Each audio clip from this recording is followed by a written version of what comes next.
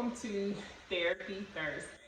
So today I invite you to sit on the sofa with me. 5 myths related to counseling. So by trade, I am a licensed professional counselor. I also have my international drug and alcohol certification. But today, before I get into our actual topics about counseling, I wanted to first address five myths commonly associated with counseling. All right, so let's just address the first one. Counseling is for crazy people. So let me just say, first off, we're going to take the label crazy out of it because counseling is for anyone. The right question is, who is counseling for? Counseling is for the college student that is transitioning from high school, finishing her first year, and feels very overwhelmed by the scheduling and having the responsibility of being responsible for herself.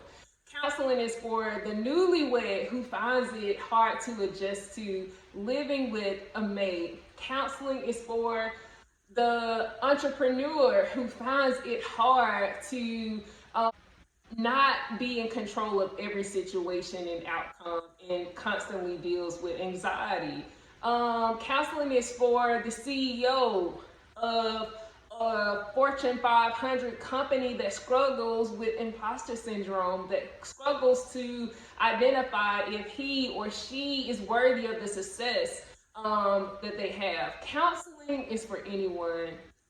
And I want us to be mindful of labeling those who go to counseling as crazy because honestly, if we're honest, possibly those people are in counseling because it's someone around them that refuses to go to counseling. And that's them taking the initiative to live above that situation and cope better by going to counseling. So, counseling, to put it simply, is for anyone, and anyone can benefit for counseling. Second myth, counseling is it's too expensive. I can't afford it. I don't want to just sit and pay someone to talk to me. Well, if you think that counseling is too expensive, I'm going to ask you, how much are you willing to pay for good mental and emotional health? What price would you put on good mental and emotional health? Most of the time, we use our insurance for our physical health. We don't mind going to appointments. The same with your teeth, the same with your physical body. You don't mind upkeep, the maintenance of that, all right? Your mental and emotional health, you need that as well. It is not as expensive as you may think. I'm going to just challenge you to change your perspective. Most of the time, you can be referred to an in-network provider that your insurance will pay for. A lot of us, if you have good insurance with your employer typically has an EAP, and typically with EAP, you will get 5 free sessions, and you can continue to get those sessions if problems continue to arise that affect your work performance. But most time, every employer, it may be 3 to 5 sessions, but you can get those free. All right. And then the other part is most of us have a flexible spending account. This is something that's offered through your insurance company. And if you have set aside an amount for healthcare expenses, most of the time counseling is covered under that. I want you to think about the price that you pay when your mental and emotional health is unstable. Think about it. Just sit with it for 1 second. The price you pay when mentally and emotionally you are unstable, you are not your best self, you are imbalanced. If you think about the price that it would cost you in those moments, it's not too much to pay for counseling. You have to prioritize your mental and emotional health just as much as you prioritize your physical health. You are a whole person. You're not just made of a physical body, you're made of a mind and a soul, and that needs to be tended to. Third myth, counseling is just not for my problems. It's for people that got bigger problems. Again, counseling is for anyone. Counseling is for when you're at the height of your career. Counseling is for you at the low of your career. Counseling is for you whenever you feel like you want to know yourself deeper, experience peace, and emotional stability on a deeper level, it's always a place where you can grow through.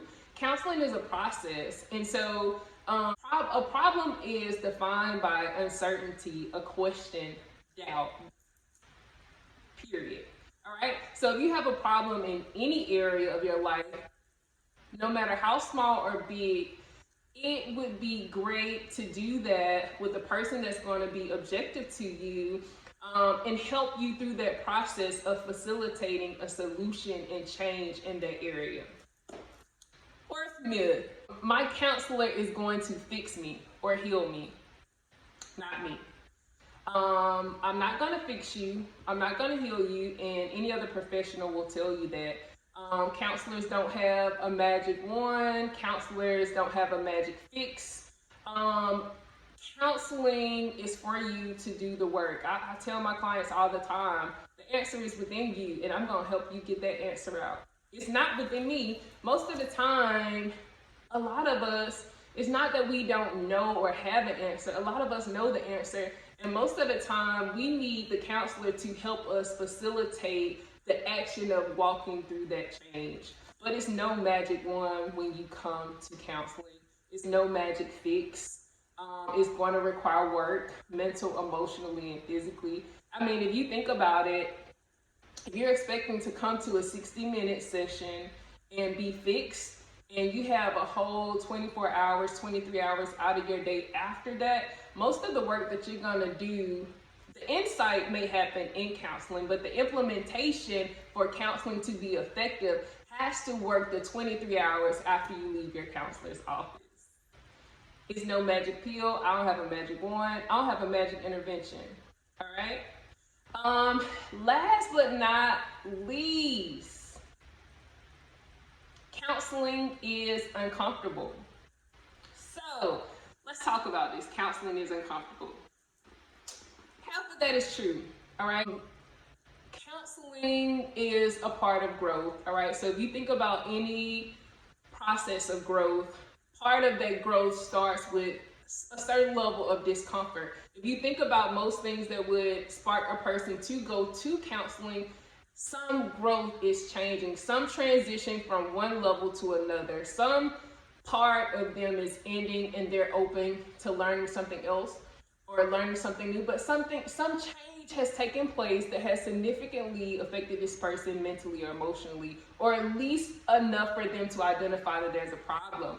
And a part of that, you may experience some uncomfortableness. Healing, freedom, you evolving past that problem will have a certain level of uncomfortableness through it. I like to think that the times that I was influenced to change or evolve, a part of that came with uncomfortableness, but it was also the uncomfortableness that probed and prompted me to go to the next level. It was also that uncomfortableness that allowed me to identify that I was transitioning from one place to another, that I was transitioning from one mindset to another. So part of that uncomfortableness is true. I think you have to have the right therapist for you. It's individualized. You have to find the right therapist for you that you can openly talk to. In our next segment, we will talk about how to find the right counselor for you. Guys, please don't go around telling people these myths. I hope today that I have debunked your myths about counseling. Counseling is not too expensive. It's no price that you can put on your mental health. Counseling is not a magic pill. We can't fix you in one 60-minute session or 3 for that matter. As I said, a lot of the work has to be done outside of therapy implementation. The insight might be found in the session, but the implementation has to happen after you leave the session for counseling to be effective. This is Latrice Daily. You have sat on the couch for therapy Thursday. You have been impacted. I hope you've been inspired. I hope you've been instructed. And I hope that I have influenced change. Happy Thursday.